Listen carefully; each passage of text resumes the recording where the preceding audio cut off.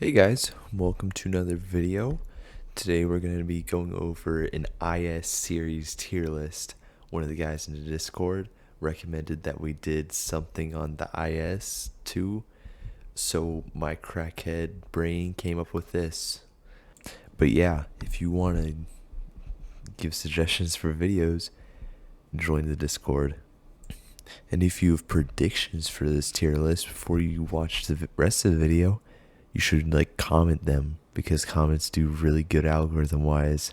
But anyways, when we get into it, we're just gonna organize the tier list from Stellanium tier to pretty good at destroying tanks to basic, and then down to mid, and then down to dookie.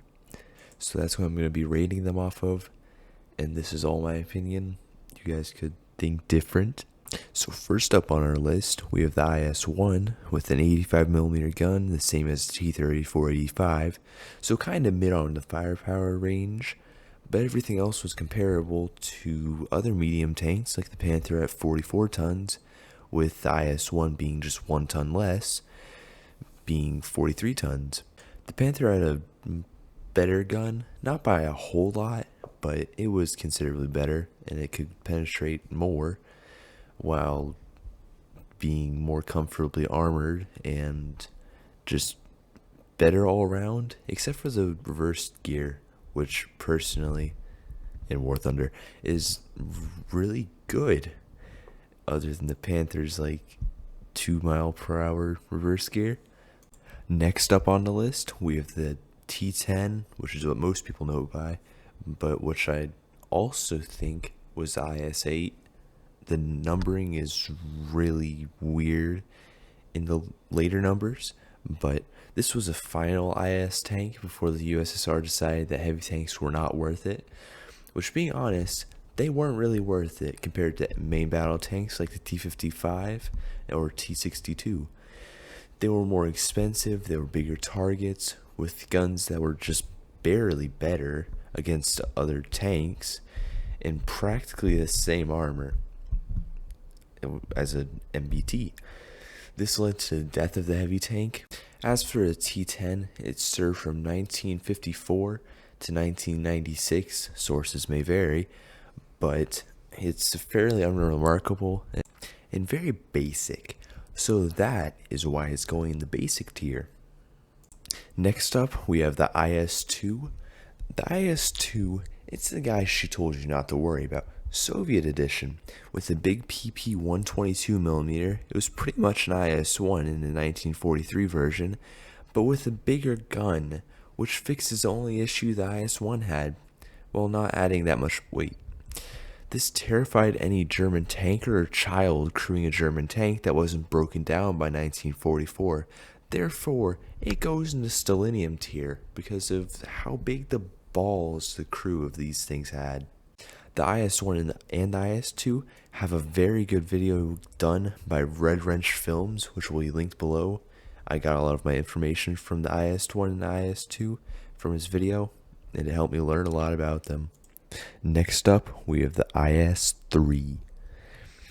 This danger wedge made the West shake in their custom seal leather boots. This bad boy came in the final weeks of World War II. Not really. It didn't really actually see any combat, but we just say it to make it sound cool. But it was there at the Victory Parade, so that's pretty much the end of World War II.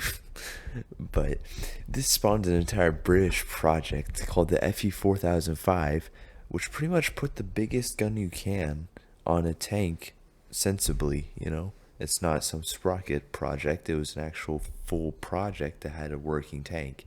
Two of them, actually. There's a lot of good YouTube videos on them. I don't know one, but it's just, kind of cool.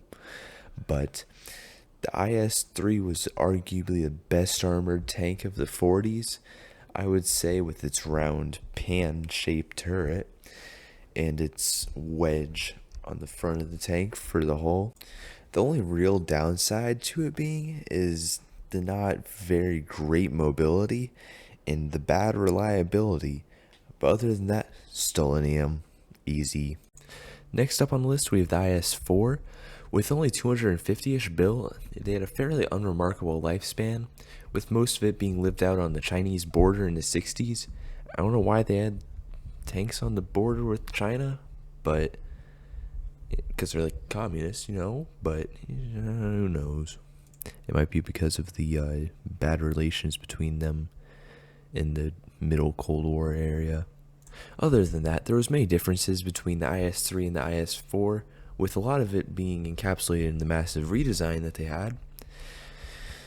That was being the elongated hull and the increased armor and the much different turret and hull design, but it only had 750 horsepower, which is only 150 more than the IS-3, which left it with a 13 horsepower to ton ratio. So that gets it into the kind of mid tier. But other than that, we have the IS-6, which is my personal favorite, with all of its sharp curves and the fact that it's well armored on pretty much everywhere in the tank except for the front of the turret for some reason. Yeah, I played a lot of War Thunder when I was at 7.0. It was designed as a replacement to the IS-2, but it never got past prototyping. It was a combination of multiple ideas from multiple different projects. It had amazing armor along with a good engine and transmission, which made it go fast forward and backwards. The biggest difference between it and the IS-2 and every other IS is it had a really different suspension, which Red Wrench Films goes over a lot better in his video. So I'm going to refer you to that video because it's like really good. Eventually I'll make my own IS-6 video because it's one of my favorite tanks, but that's not around now, and I'll probably remember to update the description when it does eventually come out. I will. So the IS-6 goes in pretty good destroying tanks because diversity. I wanted to be like in most of them. But next up, we have the IS-7, which is another one of my favorites, but it's not my favorite because IS-6 is there. So this was the king of the IS series. It was the best overall, I would say, along with the heaviest, weighing in at 75 tons total. It's kind of terrifying knowing that this was in development in late 1945. It was designed to pretty much just stop the 128 millimeter, which was Germany's like top production gun. You may wonder, how did the mighty IS-7 stop the mighty 128? It stopped it by having 150 millimeters of armor at the front with the little pike, kind of like the IS-3, and it angled it at 65 degrees. I'm moving my hands like you guys can see it, but you guys can't because I don't have a face cam.